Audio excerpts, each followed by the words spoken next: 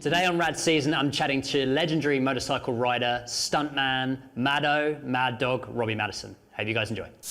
I'd love to, if you're all right, kind of take it back to the beginning, because you grew up just outside Sydney on the coast there in a surf town, Kiama, is that right?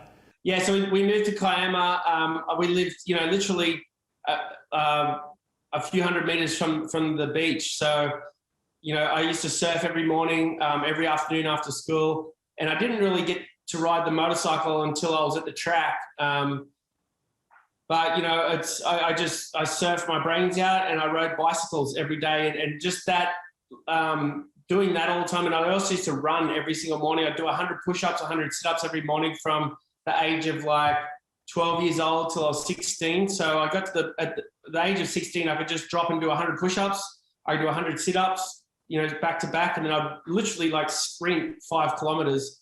So I was super fit, and that was a key element on why I was good at come race day. A lot of my competitors like Chad Reed and the Marmont brothers and the Urex and these types of people had their own private tracks and stuff like that, and were riding weekly. So, I was fortunate enough, I just had like the ability to ride a bike, and I think the BMX bike translated a lot. And then the surfing, obviously I was really strong in the upper body, so my cardio was good. But yeah, man, it's lots happened since those early days on the beach, that's for sure. I mean, growing up there must have been amazing. I was living in Sydney for about 7 years, and we'd always go down to the coast and surf around like Sandon and stuff, and just all the amazing like beach breaks around there. Were you mixing that with when you got into biking? Were you still surfing at the time, or when racing came along, did you park the surfing and the other sports, or what did you do? Yeah, the motorcycle started obviously at a super young age, at 4 years old. So I loved my bike. My dad used to surf at Sandon Point. We used to literally live like right above Sandon Point up at Hospital Road in Bulli.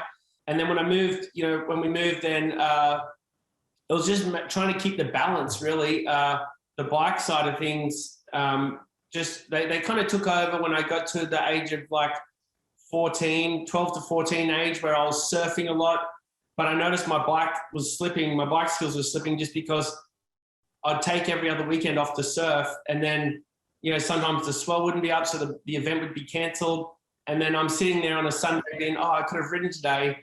And then after focusing on surfing for a couple of years, the guys that I used to easily beat motocross used to start beating me, and that really ate up at me. I'm super competitive nature. So I decided that I didn't want to surf anymore, and I just focused on the bike riding. And I still surfed on the weekends, but I just took my focus from trying to be a surfer to focusing on the bike side of things. And yeah, I'm glad I did. It's been an amazing journey. And after I finished my apprenticeship, it really kind of became something that I decided to focus on. Back then, before you did your apprenticeship, did you ever think that you would be doing that professionally, that you would be riding bikes for a living, or was it, like everyone, you and your group of mates were going into professions and sort of looking at trades? You kind of like at school, I remember like teachers saying, what do you want to be when you grow up? And I remember being too self-conscious, just not believing myself. And I didn't write that I want to be a professional bike rider, because I didn't want the class to laugh at me, because everyone was saying they want to be firefighters or, scientists or whatever it was, and policemen and stuff. And then, so I think I put down firefighter, because I thought that'd be a cushy job, just, most of the time you're at the fire station. But yeah, I mean, it wasn't until I finished my apprenticeship that I decided that, I got really terminally ill. And after I kind of recovered from that, it was like, I just realized I need to be a bike rider. Like, that's what I wanted to do growing up as a kid. And so I think deep instilled in me that I really truly wanted to be a professional bike rider. And it took a near-death experience for me to have the courage to follow it. What happened? I was, during my electrical trade, I was working crazy hours. I was doing like up to 72 hours a week. I remember that was kind of like the pinnacle of how many hours I could stack in, but I was really just competing against the other electrician that I was doing my apprenticeship with, seeing who could earn the biggest paycheck. And after a month of doing 72-hour weeks, I got really run down. I took a day off and I went jet skiing in the Lake Illawarra by our house, and it was quite septic at the time. It had been shut off from the ocean, so the lake, the residents were complaining of the smell. People get these weird bacterial infections, and we went on the jet ski one Sunday afternoon, and we had a collision on the water. Two of us three of us. I was the pillion passenger, but the two guys riding hit each other, and I got ejected. And when I came in, I hit the water face first with my mouth open because I was laughing, and the water just went straight into my mouth and into my stomach. And I knew right away it was bad. It was a bad situation. So I was trying to make myself vomit the water out, and I couldn't get it out. And subsequently, a week later, I was at work and I started getting pins and needles in my stomach. And I know from past experience, you normally get pins and needles when the blood supply is cut off. So I was like, how is the blood supply cut off to my stomach? And within about 20 minutes, I couldn't talk. And then within about the next 20 minutes, I collapsed. And when I came to, I actually was deteriorating really quickly. So my boss put me in the car. They realized something bad was going on. They should have just taken me to the hospital, because the hospital that I ended up at was literally only a few miles from where I was at the time at work. But my boss drove me home, which is 30 kilometers away. And then by the time I got home, I couldn't actually talk anymore, so I could only point. And we went down to see the local doctor, and he thought I was having a seizure or a stroke-like symptoms. Not a seizure, but a stroke. He thought I was having. And so after going to see the local doctor, he said, we don't have time to wait for a ambulance. He could see how quickly my condition was deteriorating. So my boss drove me to the local hospital, and again, I was just pointing where to go. And by the time we got to the emergency room, I stumbled in, and as soon as I made eye contact with the nurse, I collapsed in front of him because I knew I'd be safe at that point. And from there, I was in a coma, and they transferred me to the hospital that was by where I was working. And it seemed like an eternity, but it only actually went about 48 hours. I was on life support, and then I kind of came to and got my vocabulary back, was able to talk again, and was on an IV for about 2 weeks. And then after that period, they took the IV out, but the bacteria infection had an afterlife, right? So while the medicine was attacking it, once the medicine went away, it kind of came back, and then it was even worse. I had stroke-like symptoms. I lost, I had paralysis on one side of my body. One of my eyes turned in. So it's a neurological issue. I had viral meningitis and viral encephalitis, which a lot of people die from. And I was obviously one of the lucky ones that made a full recovery after about 3 years of going through the motions. My eyesight, one eye was turned down, so I had to kind of train my eye to get the strength back. And then my mental state was very fragile, and also my memory was shot. So focus became a problem for me. But one thing it did do for me, I realized being on my deathbed, it made me realize life's short and you only get a certain amount of time to make the decisions you make. So I always deep down wanted to be this professional motorbike rider. I didn't have the self, belief to follow that initially, but after having that near-death experience, everything just became simplified. I was like, I don't want to be an electrician. I want to be a motorcycle rider. So I went back to work and figured out how I could make these steps to get myself onto the bike. And was that when FMX was kind of, it was sort of kicking off around then, right? Totally. I mean, these are the times when the Crusty Demons films were coming out, and one of your friends would buy a film and everyone would go to their house to watch it, and we were just super stoked on it. The energy was high. And we'd literally go riding every weekend. All the boys would come together and we'd go down to the gravel pits, or we'd go to different places. Where Kings Point down in Ulladulla, we had these big jumps down there. And that's where the freestyle started for me. I was very fortunate in my trade. When I was working all those hours, I saved all my money, and I was able to put down a deposit on a house when I was 18. And then by the time I finished my apprenticeship when I was 21, the house had actually earned more money than I had. So I borrowed the equity that I had in the house, and I funded myself to somewhat retire from being an electrician and be able to create a window for myself to be able to focus on riding. I kind of gave myself a year. I took $75,000 loan, put that in my account, and then used the money to buy a truck to get around in, invested it into some ramps. I built a landing ramp. Fortunately enough, my parents had a property. They allowed me to kind of build a setup on there. And then, I think I spent about $30,000 of that $75,000 loan I'd taken out. And then by that point, I, kind of created this awareness. I'd been in the first events and won them, learned the backflip and got invited on the Crusty Demons tour. And then I started jumping long distance jumps, and then I got invited to go to the Crusty Demons Night of World Records, and I broke 2 world records. I rode in the freestyle show, and at the end of that event, I was able to pay the $30,000 loan back. So I was stoked at that point. I knew that I was onto something, and from then on, I got invited to go to Europe, and then it snowballed from there. And you were like constantly traveling as well back then, right? So whether it was like going to events, doing demos, you pretty much stuck in an airplane like every week, it seemed. Yeah, my travel schedule was out of hand. I was doing about 350,000 air miles a year. And I did that for like 4 years back to back. I actually became United Airlines' #1 passenger just because I was using their system to upgrade and all that kind of stuff. But yeah, I've done over 1 million miles. I'm close to 2 million miles now, but I'm life member gold, so that's always a perk. But yeah, those long times, every week I was going to Europe, back to back and traveling all over the globe. So I definitely need to plant a lot of trees to, counteract my carbon footprint.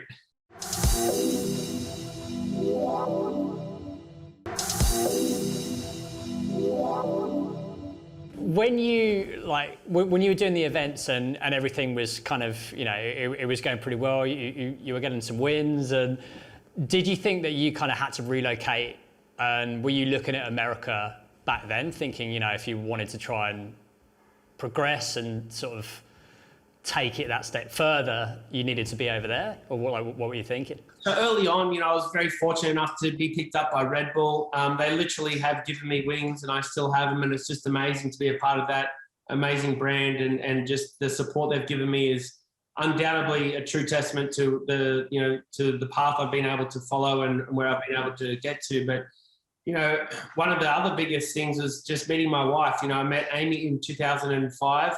In 2004, her brother was a world wakeboard champion. He was actually Red Bull Australia's first athlete. And so Amy had spent a year in America with her brother. And so she knew that to kind of be at the pinnacle of the sport, you need to go to the US. It was where the hub of it was and the heart of it. So she had already spent a year in Orlando. And when we met, she could see what was going on from her perspective. And she's like, straight away, she said, you need to go to America. If you want to be the best in your industry, which is what I want to be, she's like, you have to go to America. So we packed our bags in 2005 and we went to America. And it's a cool story. We struggled for, we kind of slept on people's couches and floors, and we stayed in people's back sheds, and we roughed it, but every weekend we'd jump on a plane and go to Europe. I'd do shows all around the place. I was lucky enough to be involved with Red Bull X Fighters. And, I got those wins at those smaller events in Europe, and I was a great showman. I just love feeding off the crowd's energy. So that I always thought inside my helmet I was killing it. I just loved the crowd. And but it was just a cool, amazing time, just to think now that we're all stuck, and to think like how freely we traveled back then, and what we did was, I've actually visited over a third of the countries on the world. So it's very fortunate, but it's been one hell of a journey. And, I've had the best partner I could possibly have in Amy to help me navigate these waters and stay true to who I am and what I want to achieve. Nice, man. And when did the world records kind of come into play? So like with the long distance jump, that was like 2007, right? Yeah, I believe so. I think the first time I did a world record jump was actually in 2005. I broke the longest jump on a 125, longest jump on a 250 with a trick. And that was when we came from there. We met the guys in Southern California. We came to Temecula, where we still are now. So early on, I got that name for someone who likes to go big and did those early world record jumps. And then when I came to America and had the support of Red Bull USA, my team manager at the time, Dane Heron, who builds all the X Games courses and an amazing rider himself, he said to me, is there anything you want to achieve in your career that maybe we could help you go after? And I was like, well, after having that, opportunity to jump with Larry Linkogel and Trigger Gum and Seth Enslow and do the Night of World Records with the Crusty Demons, I knew I wanted to have a stab at the overall world record jump. At the time of the event, it wasn't my turn. One opportunity I saw was the world record was currently at 330 feet, which Ryan Capes was holding it at the time. And then I said to my team manager, if we jump 360 feet, that would be end zone to end zone, a football field. So luckily enough, Red Bull teamed up with ESPN. We recreated a football field in the parking lot at the Rio Casino, and I got an opportunity to go and jump it. And in the practice, I actually did the distance, but on the night we had a 12-mile-an-hour headwind and I fell short, but it opened up opportunities to keep going for it. And so for a few years there, I just back-to-back, every New Year's Eve, I'd go for different world record jumps and went back down to Australia to compete against Ryan Capes and Seth Enslow at a head-to-head. And then obviously took it, all around the world, jumping all kinds of crazy stuff. How did you deal with it mentally? Like do it, yeah. So kind of like processing it all. It's obviously like the physical training that goes into it, but then the mental side is huge, right? And how did you block out all those thoughts and everything going on? What did you do? It's a tough task, and to think I'm someone special, I'm not. I'm just like the average Joe. I'm a blue-collared worker. I'm from Australia. I was that snotty-nosed kid that was annoying that you told to keep his mouth shut. And I wasn't super confident, at the time. I was, but I think I'd been conditioned a little bit. So I was kind of, not sure on how to behave socially. But one thing I knew I was good at was riding my bike. And essentially when my riding got to a point where I was riding good enough for these brands to be coming, hey, do you want to do this? Do you want to do that? And then I had to figure out how mentally I could go through with it, because there was a side of me that didn't believe in myself. Even though on the bike, once the helmet was on, I was good. But aside from that, when the helmet was off, I was doubtful. But I was just really lucky to run into Ryan Hughes. I went down to see Ryan Hughes one time about using a property that he was training on. And Ryan Hughes is a legend of mine growing up. Him and Jeremy McGrath, the battles that those guys did were just something that's timeless, and I'll always remember that. But I knew Ryan Hughes lived down the road from here. I'd actually drive past his house and check it out and think, oh, Ryan Hughes lives here. And I pulled up one day to ask him to use his land to practice a stunt on. And he said, he's like, you can do that for sure, but I thought you were going to come down here and ask me to train you. And I was like, you'll train me? And he's like, yeah, for sure. I'd love to train you. And I was like, all right, I'll be here tomorrow. So I got down there, I started training Ryan Hughes. And so he could see that I was very determined and my physical strength was good. He used to always compliment me on my ability to just adapt to new tasks and the athlete that I was. Which is obviously very crucial points of it. But the mental side of things, when it came down to it, I was doing all right. But when the biggest test for me was when I jumped on and off the building in Las Vegas. And this was at that point when I was training with Ryan Hughes. And I told him, look, I want to jump onto this 10-story building and jump off it. And I'd figured it out how it was all going to work out in my head. And he said, man, if you want to do this, he said, I don't understand how that's possible. But he said, I've seen the stuff you do. I believe in you. He said, but for you to pull this off as an athlete, you need to be as strong as you can possibly be. And he said, and I'm the guy to do that for you. So we made a pact that he would train me and I'd become a weapon of an athlete and super strong. And he said, if you do that, it'll get you through safely. And he said, I want to see you do this. I want to see you do this successfully. So we did the training thing.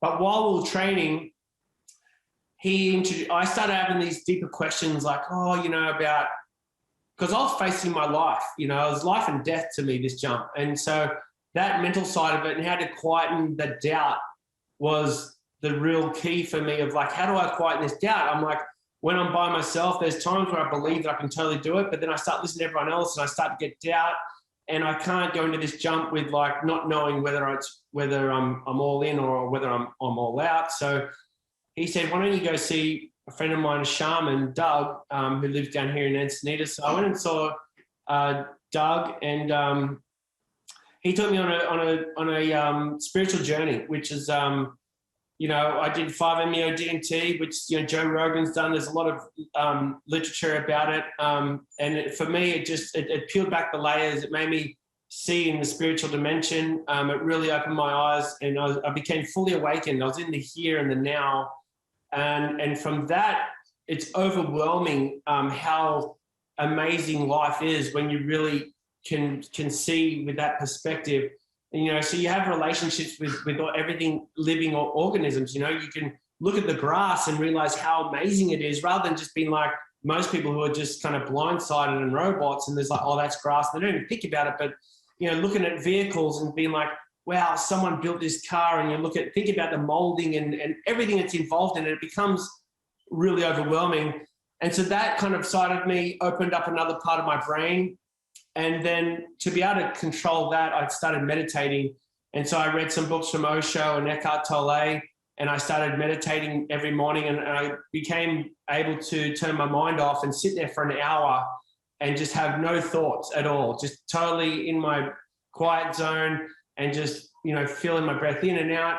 And that mental quietness really became a huge key for me. So before these jumps, I would just turn the mind off and become very present and be aware of the wind and aware of the sound of my motorcycle and the tension of my chain, and very in the present moment. And that ability to tune in at that level has been able to, get me to do all these things. And, you can do it through breathing techniques like the Wim Hof method, through meditating in silence. And when you're able to turn that, that internal mind that's just like a movie going round and round. A lot of the times people have it as doubting themselves, and it's questioning themselves, and that really becomes a key thing of why people don't achieve the things they do, because they talk themselves out of things, And so I was able to turn that negative thing off and only turn it on when I wanted to reinstill positive notes, and then turn it off, and I just never let negativity creep in. So I've been doing it for a long time now, where I just stay. I mean, it's always a balance, and sometimes I need to check into myself and recalibrate myself, but I know the tools, and it's very uplifting. Would you do it like, whether you were doing an event or whether you were doing, a jumping attempt, you can dial it in and out, right? Yeah, I mean, around the events, I get a lot more military with it. I'm doing it daily. For hours a day, and then I go through after the event's done. There's no real pressure on me to try and be at my pinnacle. So there's time, and you need a break too. It's all, life's about balance. So there's times where I slide off from being as focused as I've been. But man, I can tell you undoubtedly, when I'm in that mindset, I'm unstoppable. And I was able to win Rebel X Fighters and beat Nate Adams, the most winningest guy on the planet, in freestyle motocross. I was able to beat him head to head and take the victory in Calgary at Rebel X Fighters. So it's just a powerful tool that mankind needs to know, and they don't teach it at school, but it's there if you search. And my journey led me to discovering it, and it's been a powerful tool that's allowed me to realize my dreams.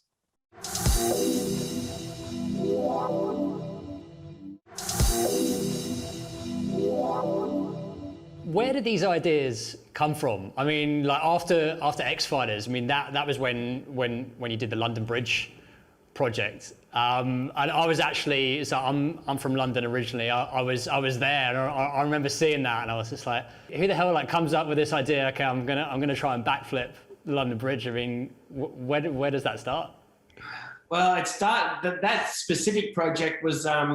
I think before that I jumped maybe the Corinth Canal. No, the Corinth Canal came after that. But I'd done some projects before that, and we were kind of realizing like this is a great thing that we're doing, and we're kind of getting to travel the world and do these really cool things. And Amy was the one that said London Tower Bridge would be great because the bridge opens up and you can jump from side to side. And obviously I added the backflip idea in there, but that was a combination of Amy piecing together where we were at the time.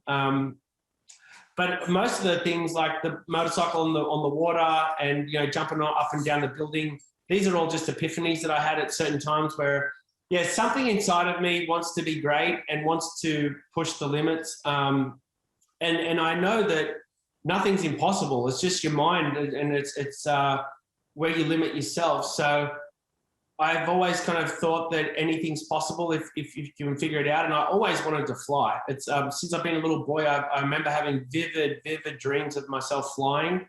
And so just the dreams that I have and my mental state about always just like trying to picture, grand and amazing things. And, even to the world record jumps, it's like, all right, they're jumping this far. How do I go further? And then, I kind of tweak out on the physics of it and realize different angles and different speeds is going to get a different result.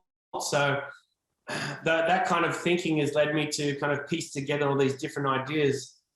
But, and it's still happening, which is an exciting thing. And when, it's easy to tune out and kind of, I try not to read the news because it's so depressing, but it's, if you get stuck doing that, it's like no new things come to you. But if I turn all that stuff off and just kind of go back to those positive thoughts and turn the negativity off and reinstill myself that I want to do these cool things and kind of just let that kind of resonate with me, and then nothing really comes to mind, but you just kind of, your awareness is out, it's open, and you're just trying to, and one thing I've done is set my intention. I'm like, all right, my intention is to, achieve something amazing. And then I just put that out there to the universe. And then when I'm doing an activity, sometimes it's just the most random time, an idea will just come to me and I'm just like, oh, that's it. So, when I jumped on and off the building, that was the year after I jumped the world record jump, and ESPN and Red Bull had said that they were ready for another event from me, another idea. And I was able to come up with, with putting the motorcycle and jumping up on top of the building. But that idea didn't just come to me right off the bat. I kind of put it out there to the universe that I wanted to come up with something different. I didn't know what the idea would be. And then I happened to be driving down the 405 freeway, and I just looked over at this building as I was coming past and realized that with this speed, with the right ramp, I'd be able to jump right on top of that building. So that's how it happened. That's amazing, man. And so basically you just putting off all this inspiration from different things and then like looking at buildings, looking at canals, whatever it may be differently, and thinking like, is this possible? Could it be done, after jumping a world record, like jumping a football field, it's pretty amazing. And to go that far and that high, it's like, all right, this is pretty lethal. Like as fast as you're going, I mean, it's next level. You're in the fast lane, you're kind of putting it out there, you're putting your life on the line. But it's like, all right, if I went into a jump with this much energy, what else is possible? And obviously the mind wants to start just kind of putting pieces together that it's used to, but none of them really made sense to me. And so it wasn't until I was like, all right, I need to kind of get something from a different perspective. And I literally kind of said like a prayer, and I was like, I want to do something amazing. Can you put this idea into my mind? And I was open to any, I didn't have any kind of like boundaries. I was just totally open to any possibilities. And so I was obviously spending time trying to figure out what it was. And it wasn't until I stopped searching is when it came and hit me. And it just, happened to be, like I said, pulling onto the freeway, saw the building, and was just like, that's it. And, and then after that, obviously doing that jump successfully, I'd always dreamed about riding a motorcycle on the water. I figured that there had to be a way as possible, just because I love motorcycles and I love the ocean and I love surfing. And obviously the jet ski was already invented, but I didn't want it to float, and I didn't want it to be a jet ski. I wanted it to be a motorcycle. And I kind of just like couldn't figure out how to put it together, so I just let it go. And then obviously I was watching my brother-in-law wakeboard, who's obviously was a world champion at the time. And I was just watching the back of the boat and the water coming off it and hitting the wave. And as he was surfing without the rope and just kind of riding that stationary wave, everything was just speaking to me. And I was like, there's something here. And I was like looking at the water and just, just really had the mind turned off. It's like no internal train of thought going on, just really in the moment, just really amazed by what was happening in front of me.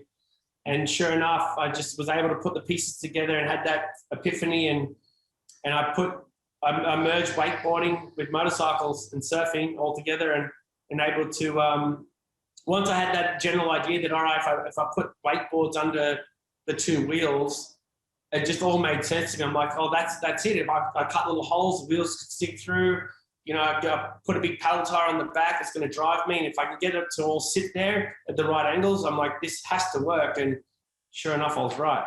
And you were kind of tweaking the bike as well, right? And kind of doing like improvements bit by bit, and sort of, it was a bit of a trial and error, wasn't it? Like when you were building it up? It was, you know, initially I spoke to Bill King, founder of Teahupo'o, and he came down to the house. He looked at my design. He said, this will work. The first day we went out, it didn't quite work, but it showed signs of it. And then, you know, looking at it, was very, very narrow at the time. So I was smart enough to realize if we added more surface area, it's going to, you know, give us a bigger footprint, and essentially it's going to hold us on top of the water easy better. So we went and we put some sheet metal on the side of it. Just added it, you know, with tech screws. It was really rough, but we just kind of put some sheet metal on there just to test the idea, the theory, and it worked. The controllability wasn't there, and at the time I didn't realize it, but I signed myself up to like a 3-year, 3-year commitment of having to kind of go to the lake and test and come back and forth and build different skis and break it down and analyze it. It became so annoying to me. I mean, I just couldn't figure it out, and then, you know, I'd go off on a whim and be like, oh, this is it, and I'd change the design of the ski and go and test it, and it'd be the same thing. And so what I was doing, I kept changing the design of the ski, but that wasn't really the issue. The issue was something else, and I was able to figure that out. And then from then on, it just it kind of went in leaps and bounds. I ran to Mike Murphy at a certain point, who's the founder of the foil and the air chair. And Mike Murphy kind of explained some basic fundamentals of hydrodynamics, and I was able to kind of, you know, incorporate that into my design. And now it works great. You know, it works really, really well. I mean, I joke that I say that anyone could ride it, and then Tyler Bierman came out the other week and put him on the bike, and he sunk it, and I was like, oh no, but it was my fault. I just didn't give them the training that I should have given them. I didn't tell them everything that I'd learned. But essentially the bike has like a window of where it works. You know, the torque and the revs need to be in synchronization. And if you have too much revs, it's going to cavitate and sink. And if you have too much drive, it doesn't work either. So, well, it's not too much drive, but if the load's too much, it'll cavitate as well. So there's that happy point where it works great. And I mean, I've ridden it for so much now that I just don't think about it, and I just have it instilled into me. But I'm able to ride from second gear all the way through fifth gear, and I'm able to come from fifth gear back down to second gear and then keep going. And so I'm able to kind of ride around and fluctuate my speeds and go to different gears and find the right points in those gears to drive it. So, you know, it's that idea itself has taken me all around the world. To, you know, recently just went to Turkey and did an ice cream commercial in Istanbul. So it's still going. It's, you know, I've been to Tahiti and to Fiji and surfed some of the best waves in the world on it. Yeah, and was that like when you figured out that it could work, were you like, okay, we're going to try and test this out in one of the heaviest spots around with Teahupo'o? I mean, we were like, all right, yeah, we can do this. Let's just take it out to Chopes and see what happens. I'm looking here at my gear frame with the big wave there looking right at me, and myself on the motorcycle, and it's pretty cool to be able to have that image. You know, it's still, I think it's a timeless piece, but you know, I think at that point, once it worked on the water, I showed my team manager, DC Shuko at the time, Jeff Taylor, and I showed Jeff. I'm like, hey, check this out, Jeff. And he looked at me at my cell phone, and I'm riding across the water, and he's like, this is amazing, Robbie. This is incredible. He's like, did you design this? I'm like, yeah, I did it. And he's like, insane. This is huge. And he said, do you think you could catch a wave with it? I'm like, well, that's my goal. I've never done it, but I'm like, he goes, well, do you think you could? I'm like, I think I could, but it needs to be a big wave. It couldn't be a small wave. It needs to be big. And he's like, how big? And I'm like, I don't know. I'm like, it needs to be really big. And I'm like, you know, I want to get barreled. And then obviously we looked at all these breaks all around the world, and we kind of I chose Teahupo'o. Everyone was telling me, don't go to Teahupo'o, and I chose it. And so, yeah, my good friend Dylan Longbottom, he's a professional surfer, for Billabong, and he's, you know, gone and rode Teahupo'o. And I remember seeing a famous photo of him, and you can just see the section of the wave where it's really smooth. And I'm like, if I can get my motorcycle to that point, then it's going to be perfect. So a lot of my friends who are really good professional surfers, some guys are on the pro tour, all of them said, don't do it. And I just couldn't think of anywhere else. So, you know, luckily at the time, my team manager at DC, Nate Hawley, he was good friends with Raymana Van Bastelia, who's a Red Bull surfer from Tahiti. And through Raymana, we got the rights to be able to go out to Teahupo'o and do it there. And, you know, it was a huge task to take because, like I said, I went into this without never have ridden it on the water.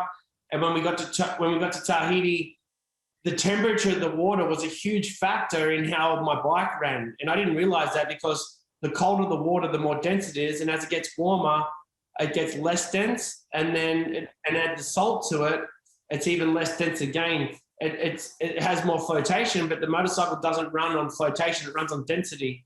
So Tahiti has one of the warmest water temperatures in the world.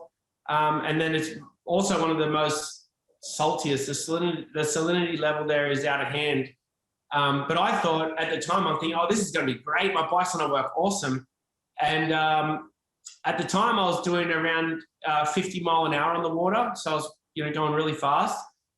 And when we got there, I was actually doing 25 mile an hour. And I was at the point where it barely worked. And you know, I went from being able to ride miles and miles and miles to only being able to go half a mile. And so it was lucky that I'd been working on this project for the last 5 years, and I'd figured out a bunch of design tweaks that we played with that sometimes did work and didn't. And ultimately we'd gone without a lot of these additions that we put in, but because we'd done that, I was able to add those back in and make it work better and kind of reduce the amount of friction I had on the water. And that kind of allowed us to get through the project. And you know, from the outside perspective, looking at it, it looks like it runs great, but we had a big challenge ahead of us, especially after the first day when it didn't work there. But, you know, we never stopped believing, and we dug deep and we made it work, which is, it's anything you do, you know, all these great things that I've done, they've all been struggles. They've all had me had to dig to the bottom of my soul to be able to pull them off. And, you know, it's increased my awareness, it's increased my mental space, and it's made me, you know, think outside the box and really appreciate, you know, the opportunities as well.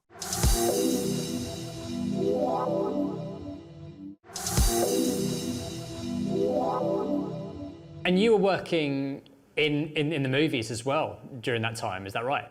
I have been. I've been so lucky to, you know, you wouldn't think of it, you wouldn't read of it, but after jumping on off the building in Las Vegas, stunt coordinators from the Bond franchise just one day they called my phone. It was they called Red Bull to get my number, and then got in touch with me, and I got the phone call, do you want to double James Bond? And so it was my very first movie was doubling James Bond. And it's crazy because at the time I just had back surgery, and I'd been told by my doctor to not have any impacts. And the jump they wanted me to do was actually, because I'd done this jump on and off the building in Las Vegas, they wanted that similar jump done, but I had to jump and land to the flat landing. So exactly what my doctor told me not to do was what the production was calling me to do.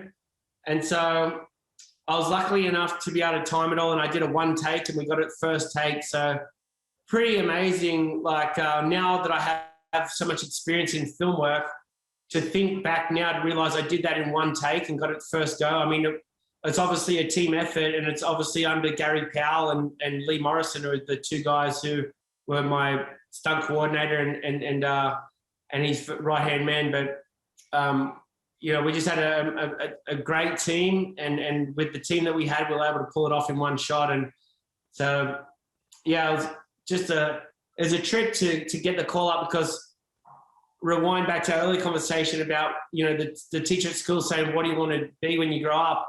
I wanted to be a professional motorcycle rider, and I wanted to be in the movies. And, you know, as soon as I turned my mind off and started believing in myself and speaking positively to myself and turned all that mental chatter off, I mean, all my wildest dreams started coming true. It's funny how it works, huh? That's amazing, dude. And were you like, was it just bike stunts that you were doing, or was there like, were you doing anything else? I was doing a lot of other stunts, but no, professionally just bike stunts. All my friends call me Maddo and Mad Dog because I'm an absolute madman at times. But motorcycles is where I focus my attention, and so I'm not much of like, you know, all these years of racing bikes, my body's barely held together. So I wouldn't be able to do a ninja kick, or I wouldn't be able to take a fall down a set of stairs. So, but yeah, it's bike stunts and car stunts is really where my ability is. You know, I don't want to float my own boat, but I love driving cars, and every time I've had an opportunity to race in them, I've done great. So, and I enjoy it. You know, like when I was younger, I didn't really have the personality to sit around on a movie set for hours and hours on end. But after kind of coming to my newfound energy and wisdom, after doing all this self-help and meditating and being with the shaman, I'm able to like really appreciate just the moments, and rather than getting agitated and antsy, I'm able to kind of sit back and just relax and enjoy watching people move and just watching the trees blow and being mindful of the wind in the face and just appreciating life. You know, I'm like, it's so amazing to be able to travel places and just appreciate everything. And, you know, I see people come to, you know, I've had friends come to Los Angeles and get so overwhelmed by the amount of concrete and how busy it is, and you know, and see it from a negative perspective. And I can appreciate that and understand that, but I can also flip that and see it from a different perspective. And I think no matter what situation you are in life, you're always able to look at it from multiple perspectives. So, and what projects are you working on now? Have you got any kind of goals that you're trying to set? I've just employed a full-time filmer, and it's something that I've been wanting to do for a while. And obviously I've filmed for the last 15 years, you know, but the way you film and the style you film, obviously everyone knows it's changed a lot. And with these platforms and social media, back in the day, they wanted like these longer pieces, right? And then now it's like these short little segments, reels and all this kind of stuff, and stories and stuff. It's like we're all chasing that. But yeah, now we have a full-time filmer. He's in the studio right now editing from this morning's writing, and we bought a red camera, so we're kind of shooting the best content we can. And my kids are like, I've got 3 little stars here, Cruz, Jagger and Rocco, and I mean, they love riding motorcycles. So we're like, you know, we're just going to shoot everything that happens at our house, and we call this place the Madhouse. And you know, we're going to expand it here pretty soon. So we've got some exciting things coming up, and you know, we're not letting the negativity of what the news is projecting kind of get us down. We're just kind of like sticking to what we love doing, and keeping a smile on our faces and incorporating all our friends and the public, and just trying to kind of put out some cool stuff to kind of keep the morale high. With the world opening up now, is there anywhere that's kind of been on your bucket list to like if you wanted to go and see any sort of country or any location? Yeah, I have this crazy desire to go to the Maldives. I mean, I've always wanted to go to the Maldives ever since I was an apprentice electrician, and my electrician at the time, I used to love this guy. He used to work on the ships, and he'd always go to the Maldives, and he called it the Maldives. And then I'm like, the Maldives. He's like, no, it's the Maldives. And I never really, you know, looked into it too much at that time. But after it's like seeing social media, and you know, we're able to like see images from all around the globe daily at a scroll of the thumb. And I mean, like looking at the Maldives and the Mentawai Islands, which is very close to each other. I'm like, I want to go there just because they got so many perfect ways. And I mean, really the best idea to me, because I've like chose to go from surfing to motorbikes, and it's been motorbikes for the last 15 years. Part of me just wants to go and get lost and turn my phone off and just chill on a beach or on a boat and just go surfing and dive and look at the ocean floor and catch awesome waves. It just seems like the coolest thing in the world. So that sounds like a dream to me. I'm like, there's a place in the Maldives, that there's a resort you can stay at, and then they own the break at the front. So if you only people staying at the resort can surf the break, and they also have a helicopter and an airplane there. So I'm like, if I take my parachute, I can go surfing, jump out the plane, hang with the family. It just sounds like a great holiday. So that's next on my bucket list for sure. Nice. And what's the best way to people to follow what you're up to? Best way to follow on up to is just to follow, myself and my family on Instagram. The Madhouse is obviously where we're putting out a lot of our content. And then we have our YouTube channel that's about to kick off, which will be the Madhouse on YouTube.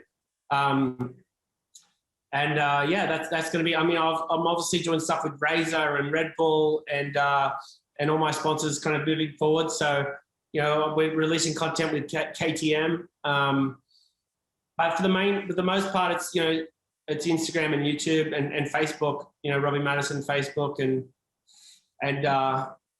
man, it's an exciting time. These little boys of mine are not so little anymore. Cruz, my 10-year-old, is absolutely turning into a teenager in front of my eyes. And I just keep going out every day how big he's getting. But, the little middleman Jagger is just an amazing boy too. And the little guy Rocco is like, speaks beyond his years, let's just say that. He's a very good copycat, and he's such a cute little guy. So they're actually doing a lot of modeling work themselves, and they got some gigs coming up here that they're loving and being the face of some toy brands and Razor and a couple other ones. So that's cool. And obviously the main person that keeps us all in check is my wife Amy. She's head of the household here, and she's does an amazing job. She homeschools all 3 kids. So nice. Maddo, man, thanks so much for your time. It's been amazing chatting to you, hearing about all the crazy stories, all the different projects and everything else. And yeah, we'll definitely be keeping an eye out with everything that you're working on. Thanks, man. Stoked to be on Rad Season. Watch Rad Season. It's rad.